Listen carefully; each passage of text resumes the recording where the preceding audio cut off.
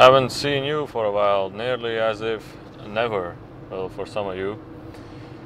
And yesterday not yesterday, some maybe more days ago, I was going to a store buying some, fruits and stuff. And then I met a friend, well, she's a girl actually.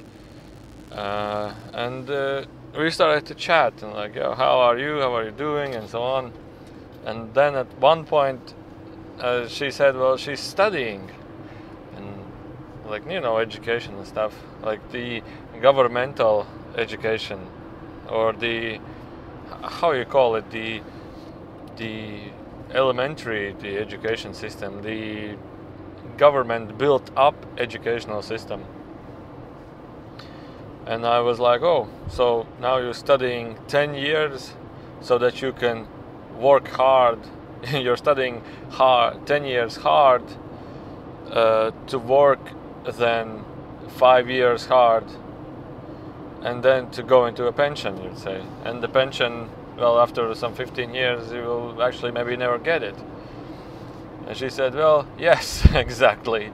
And then I thought, well, about these governmental educational systems and overall the educational system, I think the times are so dramatically changing, so quickly changing, everything is so quickly changing, then it's actually not necessary. It's not necessary. You have to, in a way, realize that if you're studying in a field of service, in a service field, like servicing, like, and any service, like picking up strawberries from the ground, building maybe also houses, architecture maybe, like cashiers, definitely. Everything, I think, after a while will be automated. So overall, many people are now spending lots of their time to like get this educational paper, but I think maybe after several years or so, maybe 50 or 30% of the employment in service fields will not even exist. So then I was talking to her. I said, but what's the purpose of learning? What's the purpose? And she said, well, she started to study and she wants to finish. She just wants to finish. So you have studied 5 years and now of hard studies, and now for some 5 more years of hard studies. But if you quit right now, then you will save 5 years of your studies. And then I asked, what are you studying? And she said, she wants to become a teacher. I said, oh yeah, so you're studying the environment of where schools in Latvia basically are being closed down. Everything's being, like, schools are slowly being reduced here. I don't know, maybe it's a global issue or anything. But it's not about what's right or what's wrong, or what did she actually said. But it's like, I remember the channeling about the future and how it's completely different in the future, in the fields as money system, in the fields of system of service. And it was like, and schools, basically, if you think about schools, what is actually the best way of learning? As far as I remembered, one of those channelings, or where it was, actually learning itself for children is the process of playing. It's the process of playing, because I actually never paid attention to until I got hands to like looking after some children and being with them. And it's like they just want to play all the time. So if you tell them, now let's study in quote unquote doing something hard, which they, by their perception from the sensations, they interpret as learning is something hard, they're like banning this. They're, no, we want to play. But if you, as a person, discover or realize that actually you can put these playing stuff, like develop plays, develop excitement, like for example, they want to play catch or they want to do something, and you're like, okay, let's play catch, a little bit different. Let's play it somehow more interesting. Let's play catch, but we have to, for example, count how many times you have been catched and you catch somebody. And they're like, okay, and when they start learning counting. And then, put in so many new ways of playing with that they can, by the process of playing, learn something. And I remembered when we channeled something about the Mars people, the Martians. They, for their children, developed a play which was basically they used like stone balls, like the size of this, like something as tennis balls, but stone balls. Oh, I will show you what's on the side. You don't see huge sand mountains. So, and the logic for this was they had like a field of just a plain field, and when they come, the children play and they throw this ball, something like curling. You slide this rock that slides, and the ball spins, and their job is to create geometrical shapes while they throw this ball. And the idea of this study was that they put their self. It was like a smart play that is secretly for the children developed to enhance their one part of their brain. If they have a brain, I don't know, but they enhance their way of logical and geometrical thinking, which basically means for them was that they were very territorial, the beings on Mars, and this geometrical play would basically they throw a ball, then your task when you throw your ball, create a triangle. Now next person creates a square, so to speak, a square like. The next you have to throw into center to create like a star shape of figure, and their task for this is to develop this how you call it, geometrical, logical, and sensational tactics that develop their logical thinking of territorial enhancements. Because what I understood from their purpose was that they are very territorial, and they divide the territory. They calculate and they divide the territory because they look for food always territorial in territorial patterns. So for them it's like thinking territorial, thinking about I don't know the names in English, but anyway, you got the point. So in other words, let's compare it a little bit with our educational system. So everybody is learning the things they don't like, and everybody is learning to get the paper which they will not need later on. And in other words, everybody is also in a sense paying for education. To be educated, they pay for it.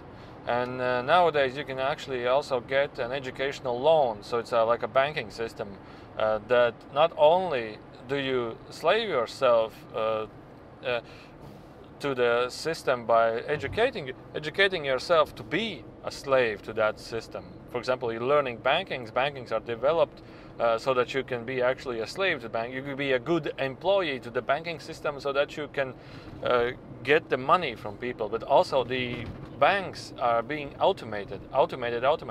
I've created one video earlier about the money system and banking systems and how they earn, about how actually huge the benefit is in when you start calculating percents. I asked this one time, and you can just try to calculate in your head. If you have $1,000 and the price increases every day by 2%, how much dollars or money or euros, whatever, you have after a year? And this was the interesting part. Well, normally somebody calculates like 365 times 2 and you get like nearly 730%, and 7 times more, it's like nearly like 8,000 or something. And it's like, no, it's 1.4 million, and you get like what? And it's like an exponential growth. And imagine if a bank takes 2% for each of your transaction. How much is that? And the more actually you get out, the more loans you give, the more you get back. So it's basically, it's not about banking. It's about banking system that always gets back more that they put into the market. So for example, they put in $1,000 into the market into a loan, and not only do they take from the person the money back, like percents back, it depends on 10 to 30% of a year, depending on the loan. But also the money is being spent in the overall banking system, like transferred from one account to another account. If you do it like 365 times, the bank in any case gets back more money. So they put in the money into the economy, you would say, which nearly didn't exist. And from the transactions, they get back more and more and more. Because when you pay with a card in every store, you get charged, the servicer gets charged 2%. Well, it depends actually. Maybe from 3 to 1%, it varies. But as far as I know, online payments are charged by 2%. So it's just amazing. So now you're studying a system, you're getting a loan from this system to study to be a slave into a banking system, and then you've been then you can earn money. Like you study, you spend like 5 years, 3 years, 10 years of educational learning to be a part of the system, and then maybe you spend for your education, who knows. And then afterwards, you not only need to pay back your loan if you took, that depends, but you need to work for like 12, 20, maybe 30 years, maybe, a lot more to earn that money back. And then also to pay for your pension, the percent to pay your pension. And this system is hilarious because, and you're doing it, you're learning the thing you don't want to learn. You don't want to learn and study at all. Well, it depends. It actually depends. Then you're working a job that does not completely satisfy you, and then your old age, you're like, everybody's saying thank you for the service. I'm doing just an overall talk about this, and just an overall preview. And then I remember all this when I'm looking at the girl. She's not a girl. She's a mother. You would say a mother for 2 children. And I'm looking at her. I'm like, man. And not only is she learning, but she's also learning something that is slowly being closed down. And eventually, I think what I see is that so many people will be in a place they have learned the things that nobody needs anymore. And what can you do then? And I remember the Peace Village or the No Money Society villages that Enrico told up that to be more and more in the future, that everybody just lives there where there is no money to like slave to like work for.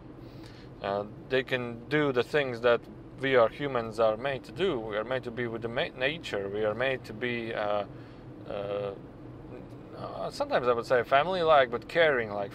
Being a family is not like caring. And I just remembered another one. I'll talk about more about this money system. I will talk more about education. I remember one funny part.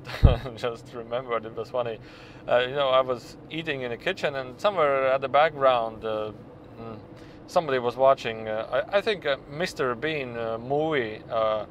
Or a wedding, some kind of I don't remember actually, but anyway, what I heard there was this priest, it's like a wedding where everybody is getting married, and the priest was telling, do you blah blah blah take your husband and wife to blah blah blah for in the poorness, in difficulties, till death aparts you. And I think death only not departs you, but only brings you more closer to each other. Then you're really like, oh my God, that was such an interesting experience. In the poorness, in sickness, and in difficulties, being faithful, and I was like, oh yeah, in war times, in times of hunger, in times of no food, in times of great badness, in times of sadness, in times of pain, difficulty, in depths, in do you what I say, sometimes I say like accept it to be together no matter actually what. And I was like, man, and when you think about it, what did he actually tell? Is he told you guys too who are being married that you will be in times of difficulty, in times of sadness, in times of bad, worst scenarios possibly we can imagine. And don't give up. Don't give up. Just be together. Don't give up. Serve the system. And then just yesterday I was again in a store here in Latvia. I don't know how in different countries they have like a special cashier, a special line where you can go and pay for your stuff that you take with a card, charge 2% to the bank, charge 20% to the government, and charge like these dominating institutions that, you know, whatever the purpose they are made for. And then they have this special cashier only for families. And then I started to laugh even more, just starting laughing there. Oh yeah, I know with the families, you know, a couple of moments earlier, I saw the video. It's like, and also the store is like, yes, we are, in the advertisements there, we are serving and we are looking for helping families to save their time. We care about families. Families are priority, and so on. We care about consumption. Everybody that consumes more is our best client. We care about it even more because they consume a lot, and they need to consume more, and they need to consume more, and consume more. So when you think about it, it's overall this society is actually, you walk around and you're like, man, this is hilarious. This is so hilarious. Anyway, the thing which I wanted to tell is that I think the overall system, the overall society is going into, you would say, extreme changes, and also not extreme changes, but getting into the changes. Extremely getting into new changes. And also, many of us are so brainwashed. It's incredibly, I'm thinking incredibly, and this is the next topic which I want to share in this video, is how many people there are, how many, that many opinions we are. So also I shared my opinion, but it doesn't matter actually, because there are so many people that living different lives, so many beings are living in different places that they have a completely different perspective and opinion on this subject, and there's actually no truth. There's actually completely no truth about any subject, about any topic, about any idea. There's actually no truth to it. And in other words, there's actually so much truth in all of those. And so when you think about it, everything we have is our own opinion on any subject. And now when I'm looking to it, now when I'm looking back to it, it's like, okay, I step back. This world is highly exciting, with a highly large variety of opinions.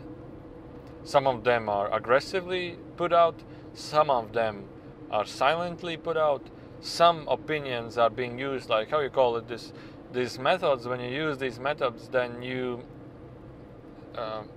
you have to give him an example, you have to show him an image, you have to show him a story, you have to be evidence and examples of it.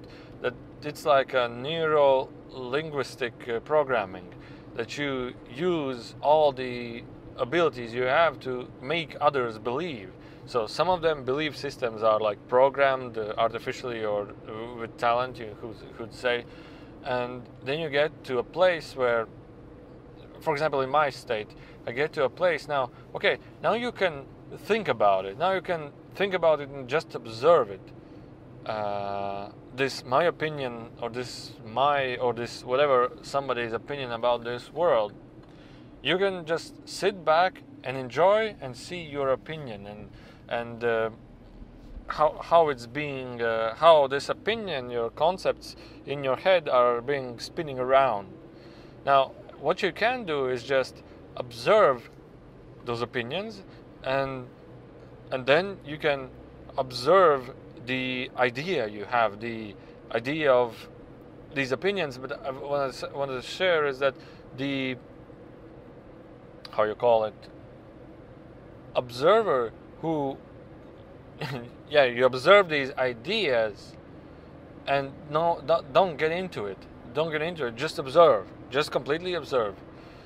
And then ask yourself, now, we're living in a completely ridiculous, hilarious, funny, exciting, interesting, in a sense also even more interesting place, unimaginable place. And we're basically we're not living in a place.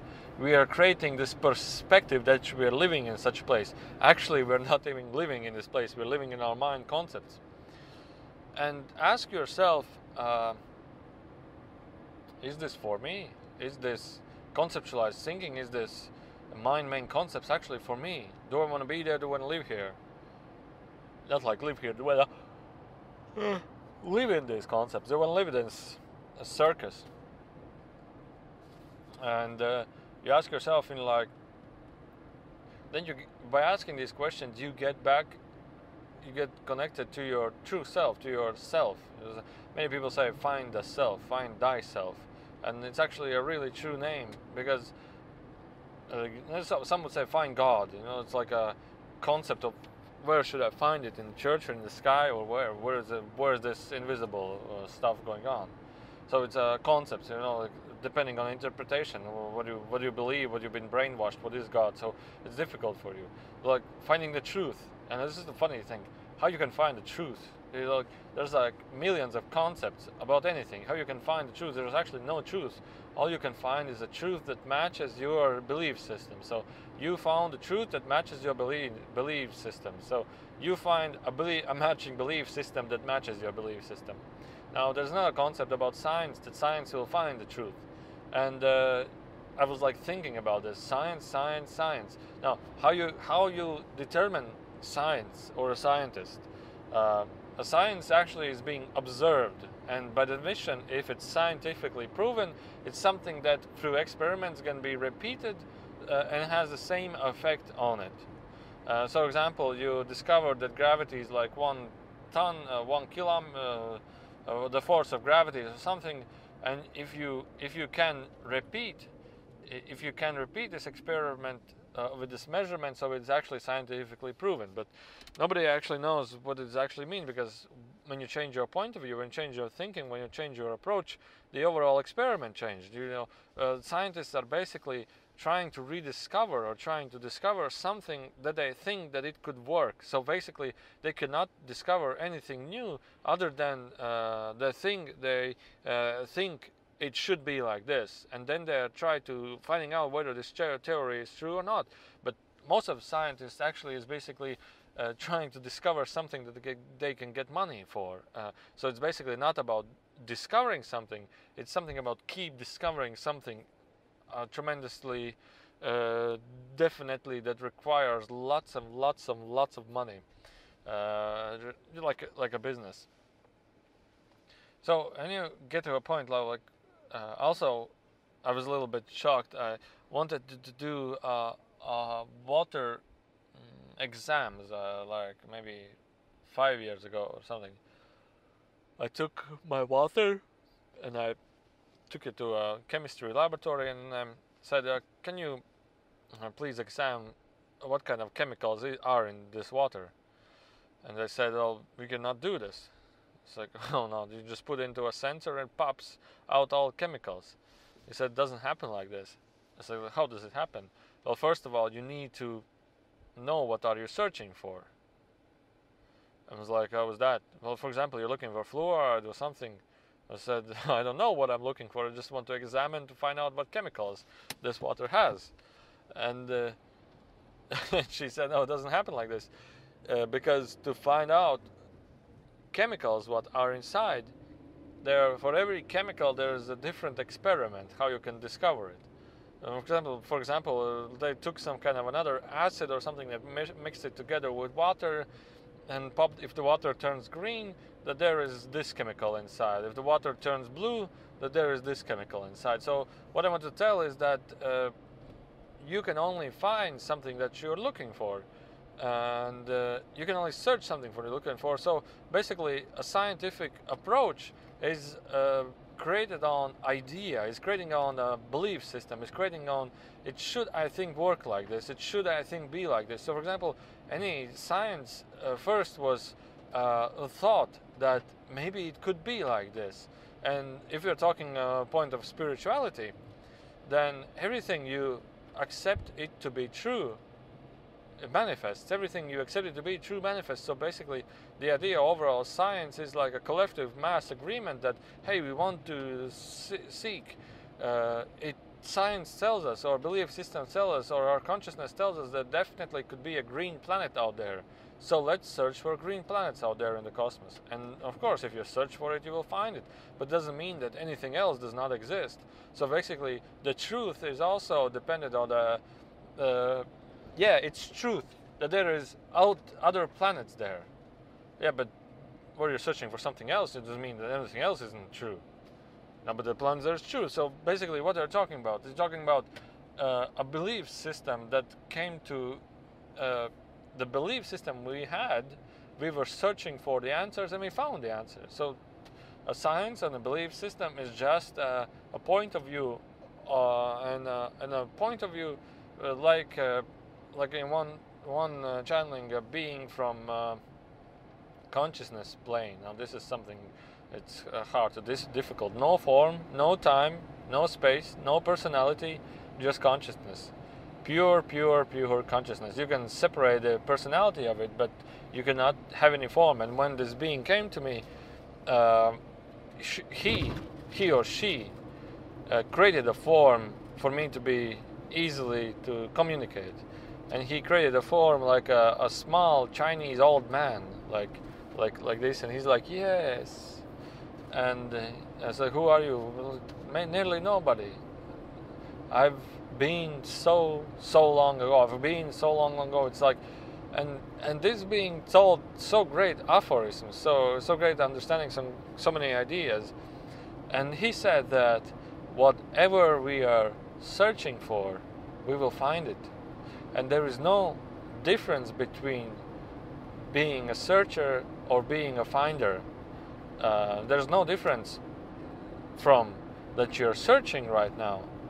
No difference between I have found that I have searched for. It's just a self-chosen experience. It's a self-chosen state. It's a state now I'm wishing to search, and now I'm wishing to find, to discover. It's a self-chosen state. So when we talk about this, with the story I told earlier, it's like, man, like Enrico was all the time telling, man, we are living in such a hilariously interesting and exciting place. Everybody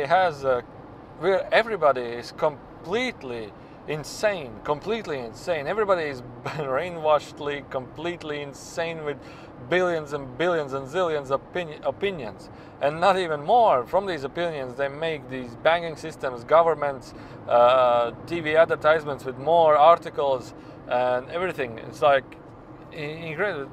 We are in a how you call it? We would be insane if we have only belief systems. But upon those belief systems, we created a system, like a governmental system, and upon it, we started to develop like a governmental controlling system, whatever. And upon it, we decided that hey, we need to another level up. We need to create like an educational system to serve this governmental field, and it's like insane times, insane times, insane times, insane. It's like, yeah, how you call it, the square times square or whatever, you know this. And it's like we're maybe 100 levels in Times Square, below or above, whatever you say, in this insanity. And actually, when you come back from this all fields, when you like put yourself in a neutral state, you start asking, is this all for me? Is this really for me? And you're like, and then you can ask yourself, is this for you? But for my state, when I get deeper into these subjects, I always remember myself, the self. I always remember it, and I always start feeling it, and I get a little bit into a meditative state. I was like, okay, now I'm back inside myself. Now I'm back with myself, and like everything is again beautiful. Everything is nice. Everything is fine. It's always been. But then I get to this remembrance of, okay, I've been in there, now I'm outside. I was like, oh yeah, so it's fine. So overall, the ending of this video, I wanted to share just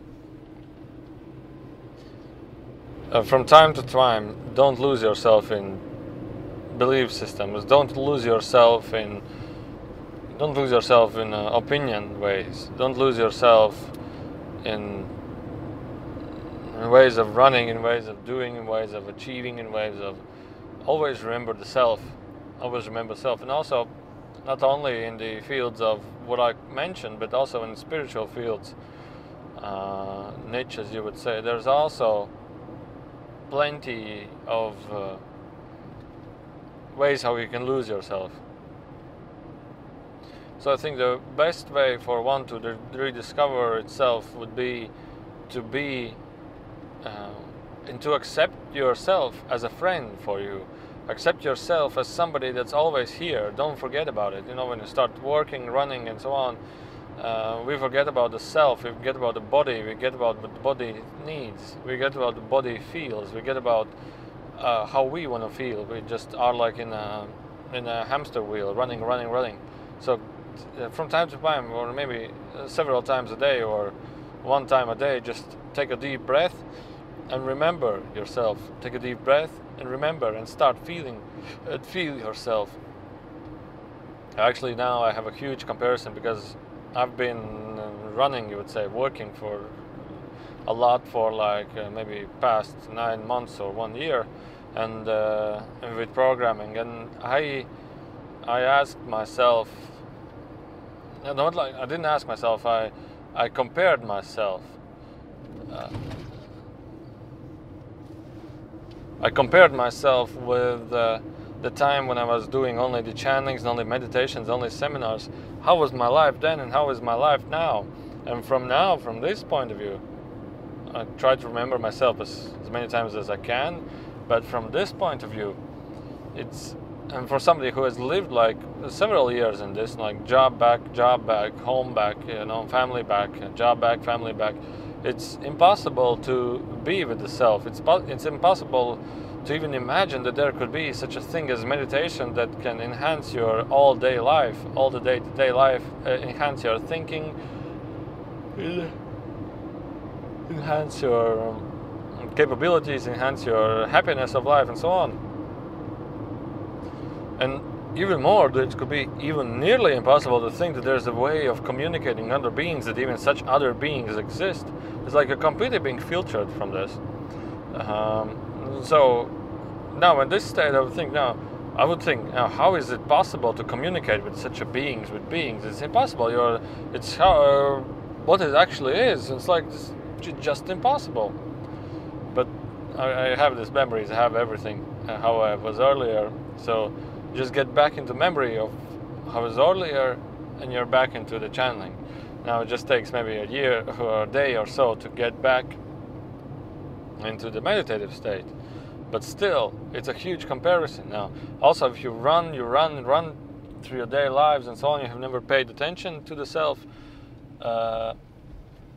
it would be difficult for you to imagine that how blissful it is and how extraordinary it is to have these energetical experiences, to have these sensational experiences, to have these communicational experiences also. And so yeah, that's what I want to tell. Don't forget about the self. Just don't forget about don't forget about self. It's like a word play. When you say don't forget about the self, in feelings it interprets some kind of subconsciously forget self. But if we try to take subconsciously to have a different meaning, remember every day about the self, and it's a different meaning. And sometimes also when Enrico is coming, we have these like songs, like like the popular songs that you hear on the radio. It's all about love, and it's all about you said to me, I said to you, you did this, I did this, I loved you, I left you, I'm together with the new, it hurts, and so on. It's like everything is so mind, everything is so with mind concentrated. And there are these songs also about happiness. Like in Latvia we have this funny song, in laughter I go to you. May laughter always be with us, something like this. And he says, I have laughter all the time.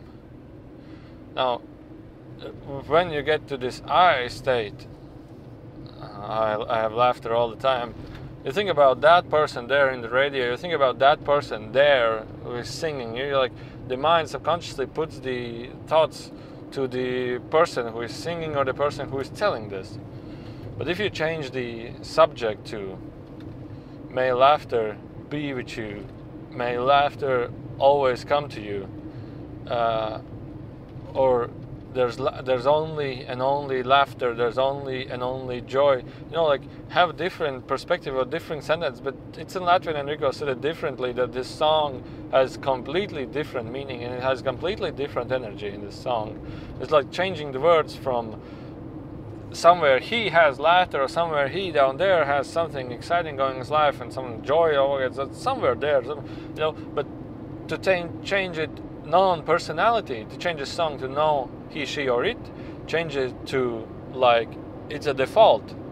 Laughter is, and laughter and joy may be, and every time there is joy and laughter around, for example, and it has an energetically a completely different meaning. So, for example, also just imagine right now, we think about love songs that you left me and so on, and many people listen to this junk and they come home and they try to put this idea to their partnership or relationship, and they like a subconscious programming to this. But anyway, the Pope said that, church said that will you be together with all the time, all no difficulty, hunger, pain, death, and everything. That's a part. So that's okay. So difficult relations. But anyway, talked about off subjects. Now I still have a lot. I want to finish the subject about the banking. So yeah, so I talked about this in the earlier videos. So maybe if you have not watched it, so government takes you 21% everything you buy or sell.